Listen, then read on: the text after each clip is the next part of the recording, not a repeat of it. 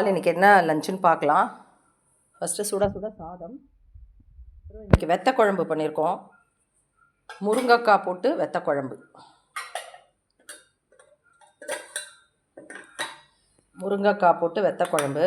அதுக்கு தொட்டுக்கிறதுக்கு ஆக்டான இது கீரை வந்து அரைக்கீரை மசியல்.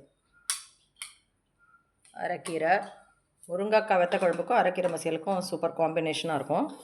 அதுக்கப்புறம் அதுக்கு ஒரு தொட்டுக்கிறதுக்கு கறி, முள்ளங்கி அண்ட் ஆனியன் போட்ட கறி, இதுவும் சூப்பராக இருக்கும் அதுக்கு தொட்டுக்கிறதுக்கு. அதுக்கப்புறம் ஒரு சாலட், ஆஸ் யூஷுவல் சாலட் வந்து கேரட், பீட்ரூட், பச்சை மிளகாய், கொத்தமல்லி போட்ட சாலடு, எலுமிச்சம்பழம் புழிஞ்சிருக்கு. அப்புறம் தயிர் அண்ட் கெட்டி தயிர். அதுக்கு தொட்டுக்கிறதுக்கு வந்து மாங்காய் வந்து துருவினது. எப்போவுமே நான் மாங்காய் ஊறுகாயெல்லாம் சாப்பிட மாட்டேன். இது மாதிரி மாங்காய் இஞ்சி எல்லாம் அப்படி துருவி தான் சாப்பிடுவேன் வெறும்னே.